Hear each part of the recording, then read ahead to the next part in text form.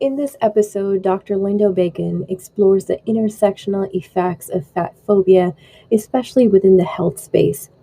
They also discuss how the health space can be reimagined to manage body confidence, fat phobia, and health concerns, especially for individuals with chronic illnesses. Tune in to learn how you can regain body confidence and better navigate health, wellness, and diet information online. Podcasting from Dallas, Texas, I am Shireen, and this is the Yumlish Podcast. Yumlish is working to empower you to take charge of your health through diet and exercise and reduce the risk of chronic conditions like type 2 diabetes and heart disease. We hope to share a unique perspective and a culturally relevant approach to managing these chronic conditions with you each week.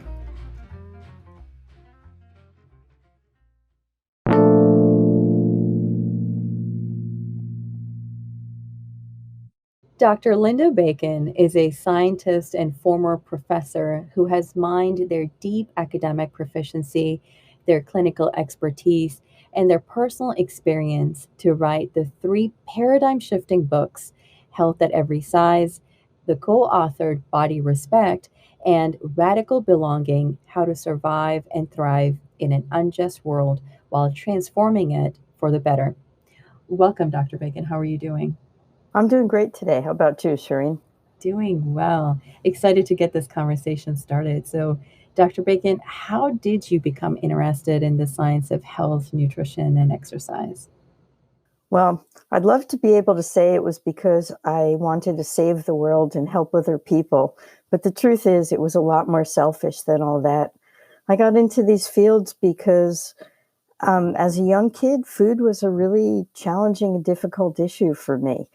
And I wasn't comfortable in my body. I felt like I was too fat. There was something wrong with fat. And I had this idea that I was supposed to exercise all the time, that I was supposed to avoid certain foods and restrict myself. And this triggered an eating disorder and a lot of pain. And I tried all the traditional ways of trying to heal an eating disorder, and nothing was working for me.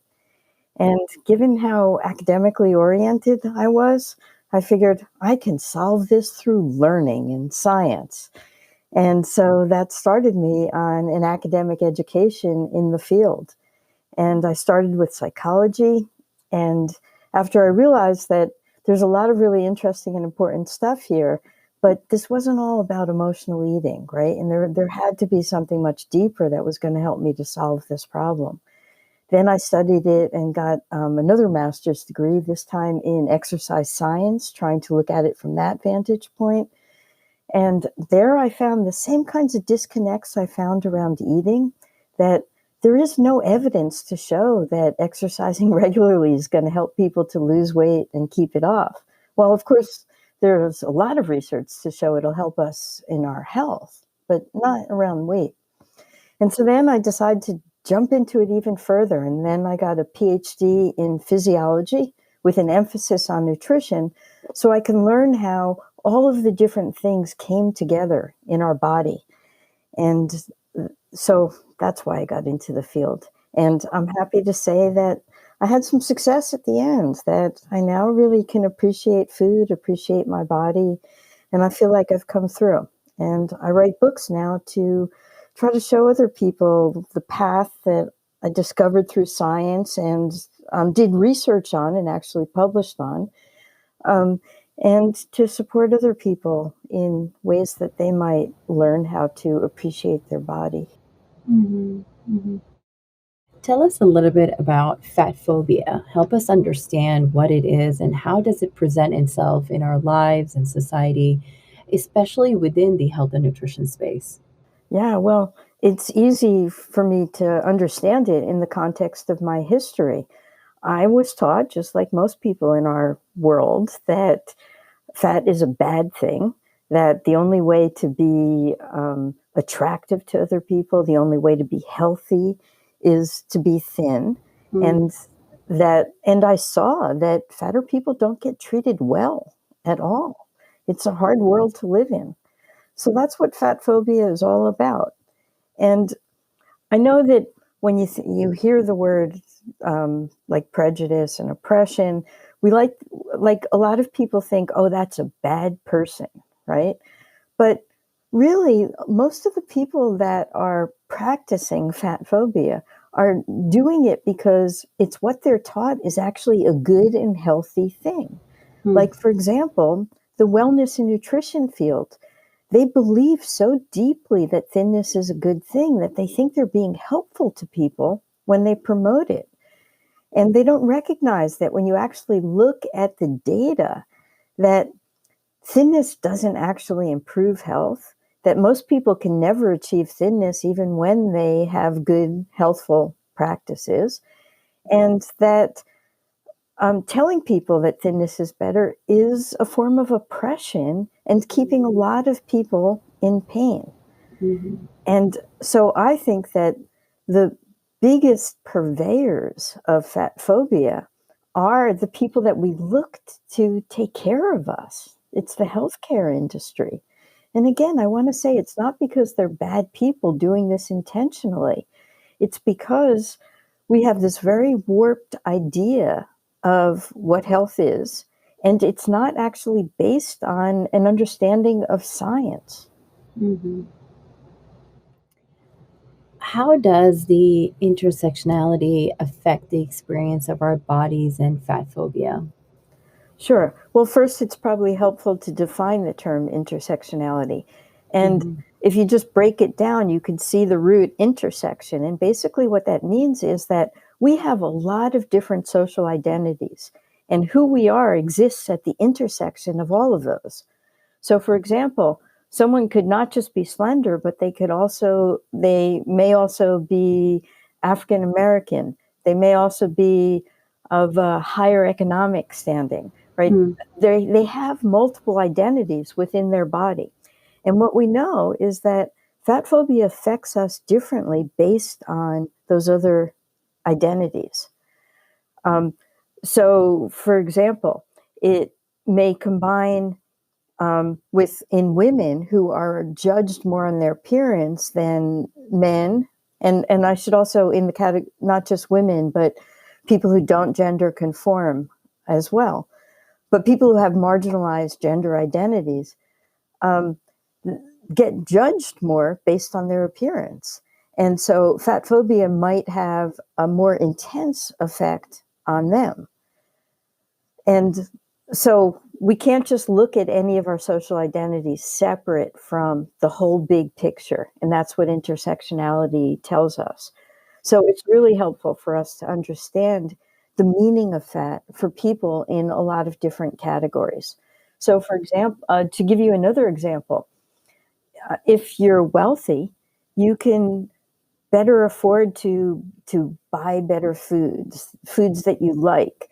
You might have more agency at work, so you can take food breaks when you need them. And that's a very different experience than someone who is less economically fortunate. So they have a very different relationship to food. So we have to take the whole big picture of somebody's life in mind whenever we're trying to support people in good health. Mhm. And tell us a little bit about how individuals regain body confidence in this, unjust world. What does it take? Okay, well, I think the end of that question is what's most important in understanding the answer. Mm. Recognizing that this is an unjust world, that our bodies have meaning to other people and to ourselves. People are constantly judging us. They may give us opportunities or take opportunities away from us based on what our bodies look like. And we too have a very intimate and relationship with our bodies based on the ways in which it served us in this world and the ways in which we know it's had an impact on how people treat us. So, in light of that, the the challenge that most of us have about appreciating our bodies is a lot about it intersects very much with what our bodies mean in the world. So I think that one of the most important things that people can do if they want to develop more body confidence is to recognize that, hey, your body is never a problem. The problem is in the culture, which may not value or treat your body very well. And the better you get at separating that and putting the blame where it belongs, the more you recognize that there's nothing wrong with you. And that can help you on the whole journey of figuring out how to take good care of yourself. But that's not an easy thing when you're constantly getting messages from the outside that your body isn't okay. Do you have a story or example along these lines that you can share with us? Sure. An example right now that's very front and center for me is a good friend of mine um, who is fat. And I use that word fat stripped of all of its pejorative connotations. I want to help destigmatize the word and just let people know that this is just another way of being in our bodies. And there's a whole Mm. social justice movement, the fat acceptance movement, that's happening, which is why I feel better about using that word. But anyway, so my friend is fat, and every time she goes to the doctors, she gets the weight loss lecture.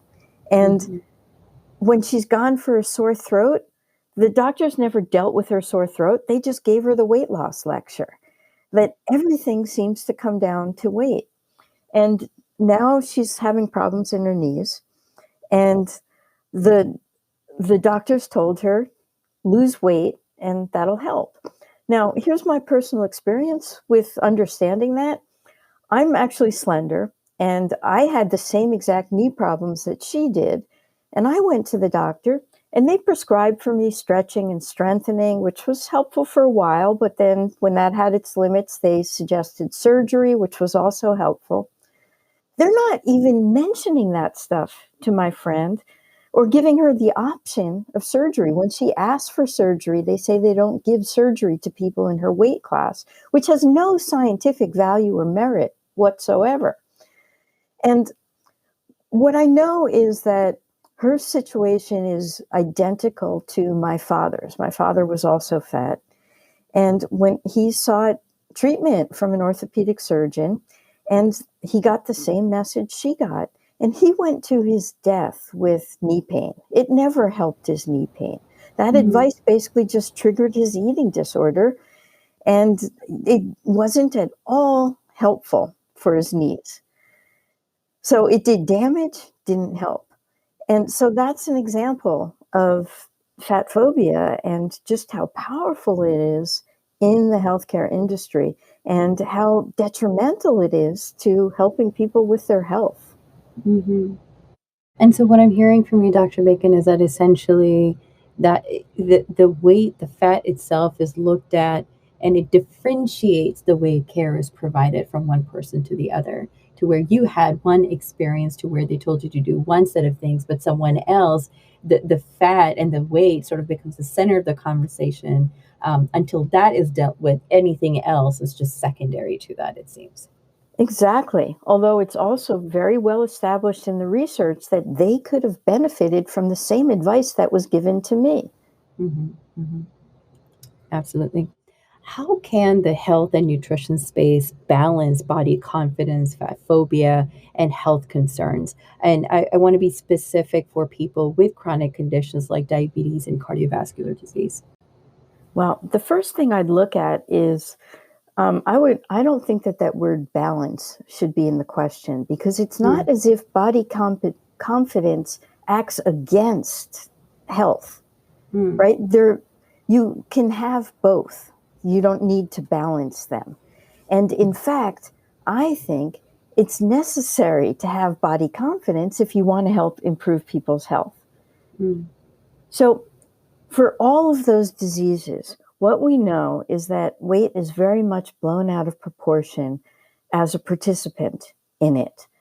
So, for example, with diabetes, what we know is that, and I know this is quite controversial, and so perhaps people are going to have to be reading my books or find some of the free information that I've published on my website.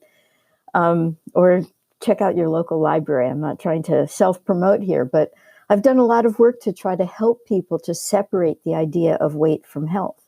And what we know is that we have no evidence that losing weight actually improves diabetes. Now, we do have a few research studies that show that the few people who we told to lose weight and actually kept it off may have improved diabetes.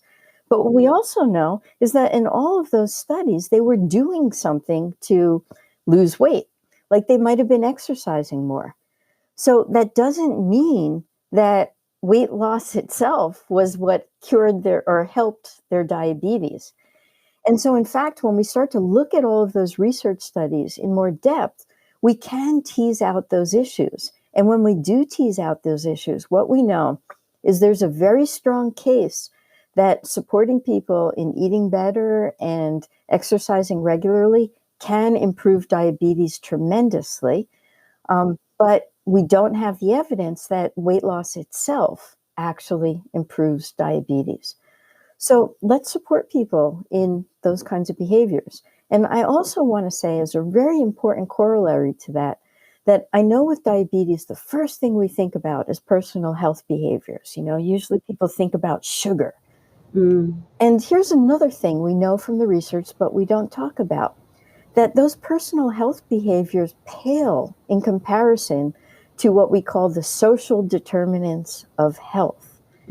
That diabetes, for example, tends to congregate in people who are less privileged socioeconomically.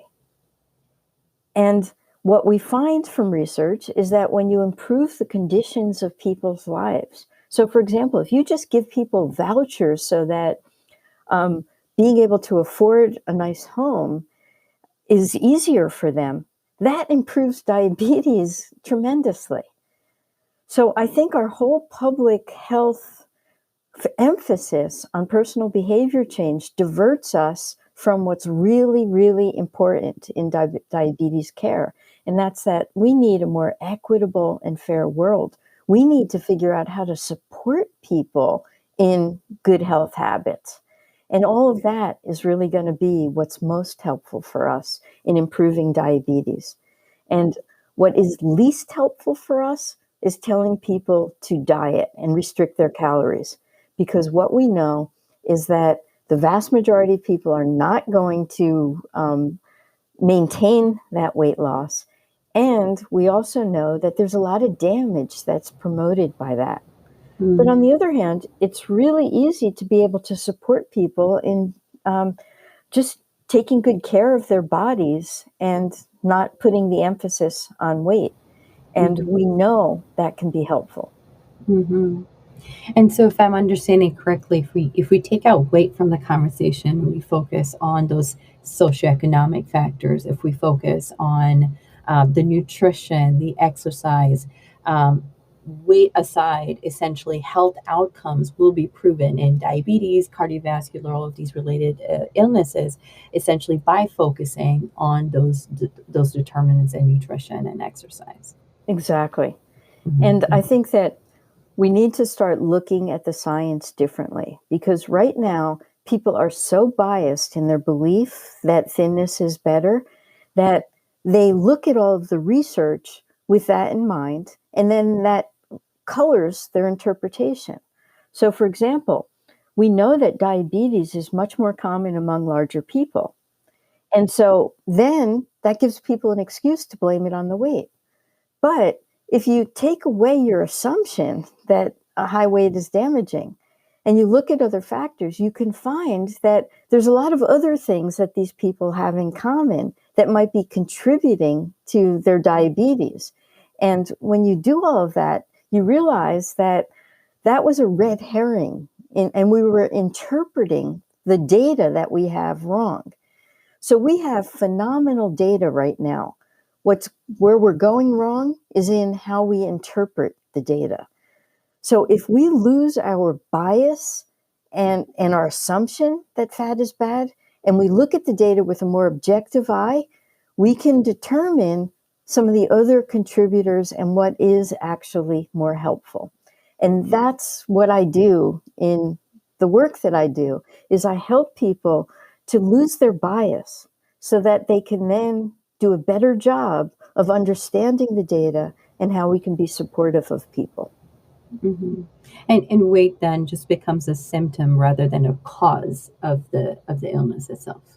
Well, sometimes it's a symptom, right? So in Hmm. diabetes, we know that's true. When people have Hmm. insulin resistance, it causes them to gain weight. That we know. But it's not always a symptom or a sign of disease.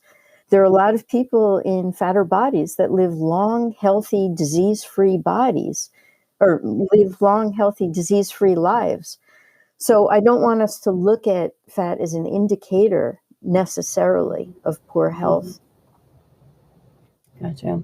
What tips do you have for our listeners here as they try to navigate their health, their own wellness, and then just diet information online?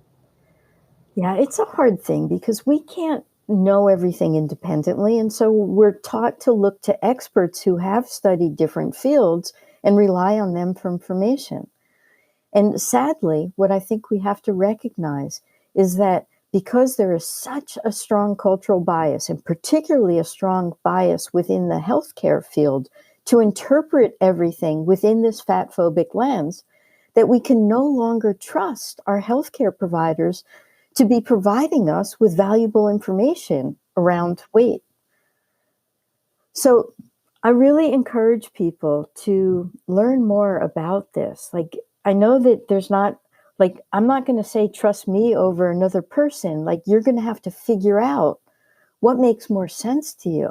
But what I am saying is that challenge this, because what you've been taught um, may not be valid.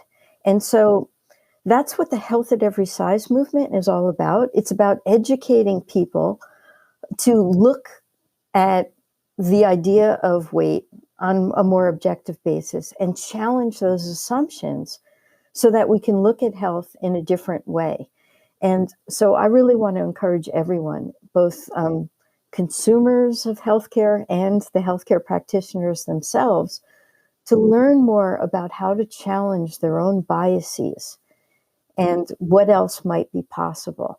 And that's why I write. That's why I wrote my 3 books. And that's why I'm so actively involved in the health and nutrition and weight fields, to help support others in challenging those myths and coming up with new understandings that are actually helpful, and supporting people and being able to appreciate their bodies, which I think is something that has been taken away from them by healthcare professionals. Mhm. And with that, Dr. Bacon, unfortunately, we're toward the end of the episode. What a remarkable conversation, and thank you for all the work that you are doing. For our listeners out there, we have a special treat for you. Dr. Bacon's offered to provide their book called Radical Belonging out to 3 lucky listeners. So if you are interested, head over to our social media and learn how you can how you can participate in this giveaway. And with that, Dr. Bacon, thank you so very much for your time with us today. Well, it was great to talk with you, Shireen. Thank you. Thank you. And also, listeners, head over to our social media and tell us, when do you feel most confident in yourself and your body? Head over to our Facebook, our Instagram, start the conversation there. We will see you here after the episode. Thank you for listening to the Yumlish Podcast. Make sure to follow us on social media at Yumlish_ on Instagram and Twitter, and at Yumlish on Facebook and LinkedIn for tips about managing your diabetes and other chronic conditions, and to chat and connect with us about your journey and perspective. You can also visit our website, yumlish.com, for more recipes, advice, and to get involved with all of the exciting opportunities Yumlish has to offer. If you like this week's show, make sure to subscribe so you can hear more from us every time we post. Thank you again, and we'll see you next time. Remember, your health always comes first. Stay well.